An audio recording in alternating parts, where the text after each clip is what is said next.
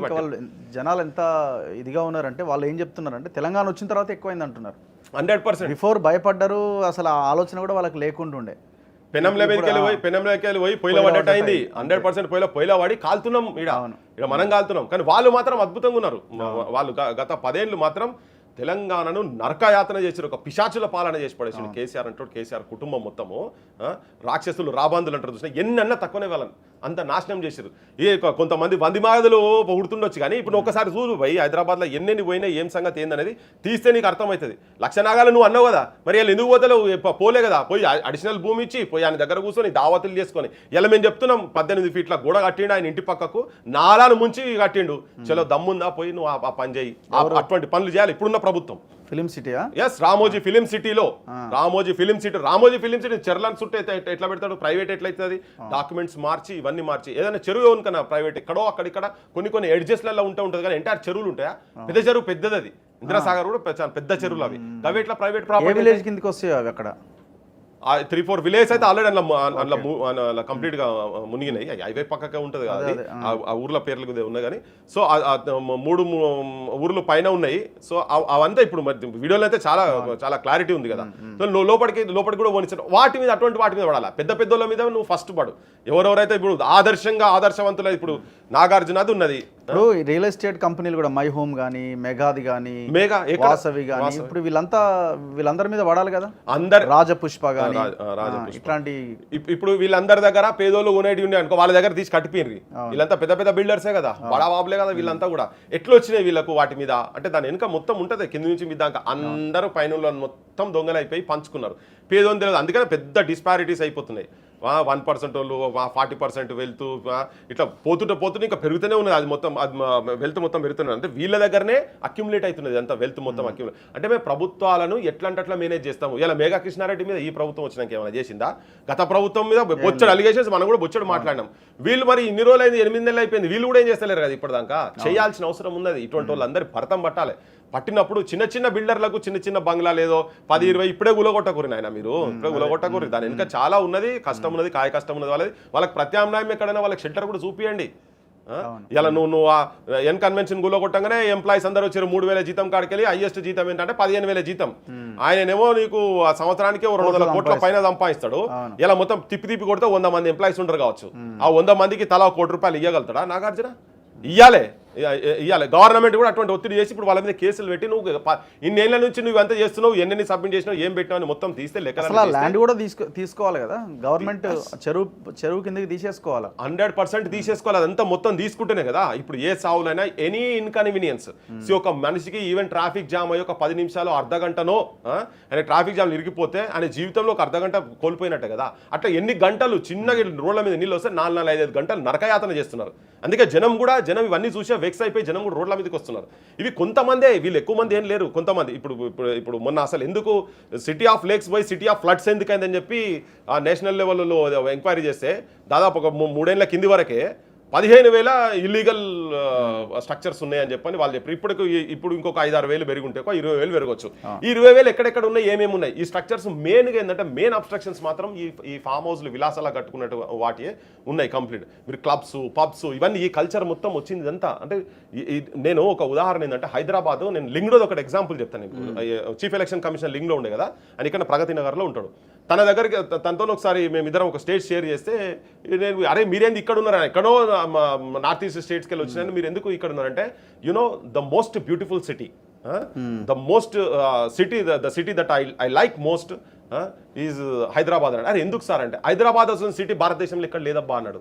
ఇంత అంటే విశాలంగా ఇంత మంచి, ఈవెన్ మనుషులను కూడా లేక్స్ ఉన్నాయి, ఎక్కడ పోయినా కానీ మంచి గాలి కావచ్చు, అన్ని భాషలు వచ్చినటువంటి కావచ్చు. This a beautiful city. And బెంగళూరుని ఇది 2 షార్ట్ లిస్ట్ చేసుకుని లాస్ట్కి హైదరాబాద్లో సెటిల్ అయింది ఆయన ఇక్కడ సెటిల్. అంటే అటువంటి పేరున్న దాన్ని వీళ్ళు మొత్తం సర్వనాశనం చేసి కుంపలు చేసి అలా డెంగ్యూతోని చచ్చిపోతున్నారు జనాలు. మొత్తం పందుల కుంపలు, దోమలకు షెల్టర్లు అయ్యే కాడికి తీసుకొచ్చారు. ఎందుకు? ఇప్పుడు వీళ్ళు చేసి మొత్తం ఎక్కడ చూసినా మురికాలు తయారైపోయి కూర్చున్న తర్వాత ఇవన్నీ బాధ్యత ఏంటంటే ఇవే నాలాలు కనుక కరెక్ట్ ఉండి ఎక్కడిదక్కడ స్టోరేజ్ సిస్టమ్ కనుక ప్రాపర్ కనుక ఉండేది ఉంటే ఇవన్నీ పోతుండే.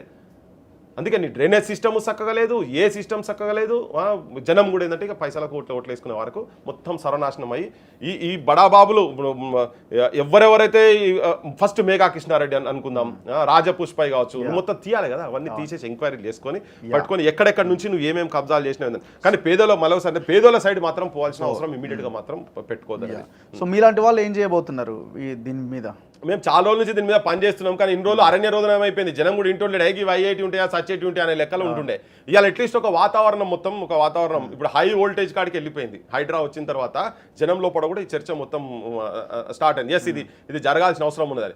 ఎస్ మేము గవర్నమెంట్ మేము ఇష్యూస్ తీసుకో ఇవాళ రామోజీ ఫిలిం సిటీ గురించి మాట్లాడే మా వాళ్ళు కూడా పోయాడున్నారు. ఇట్లా అన్నిటి మీద కూడా మేము చేసేసి అవసరం ఒక రౌండ్ టేబుల్ పెట్టదలుచుకున్నాం. ఈ మధ్యనే తెలంగాణ క్రాంతి దళ తరఫుకి వెళ్ళి నిన్ననే మేము మాట్లాడుకున్నాం. అది పెడతాం. మేము పెట్టి జనాన్ని కూడా ఇంకా విస్తృతంగా ఎడ్యుకేట్ చేసి ఎవరెవరైతే దీని మీద పనిచేసినారో ఏళ్ళకెళ్ళి చాలా మంది వర్క్ చేసిన వీటి మీద. ఇప్పుడు జడ్జిలు కూడా వచ్చి చూసిపోయిన ఉదంతాలు ఉన్నాయి, అటువంటి కావచ్చు.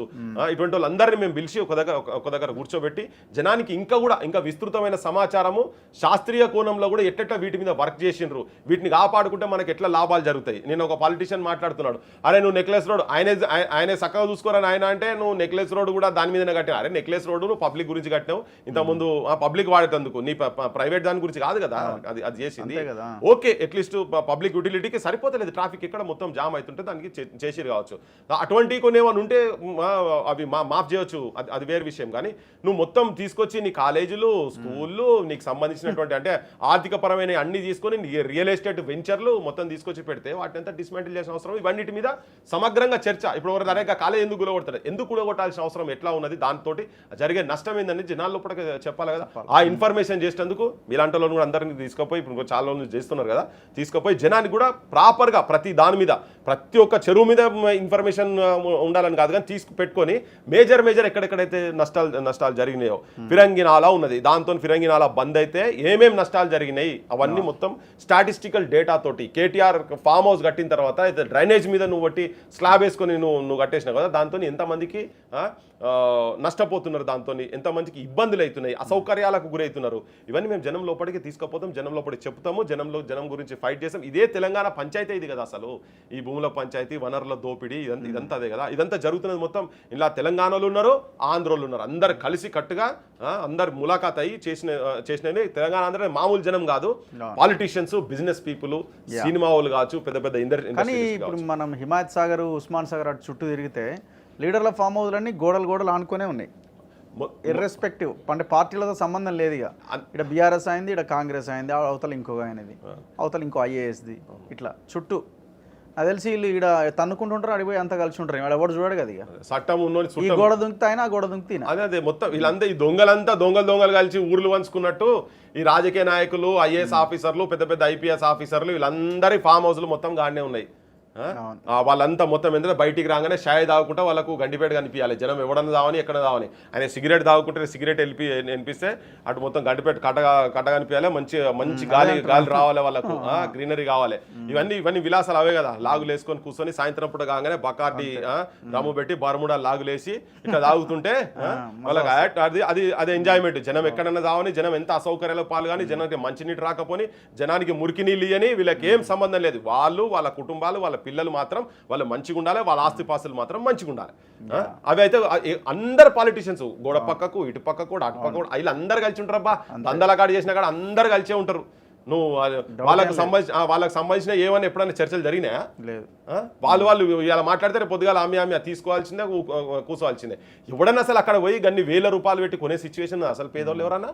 ఆ పరిస్థితులు ఎకరాలకు ఇక్కడికి వెళ్ళి వచ్చినాయి వీళ్ళకి పైసలు.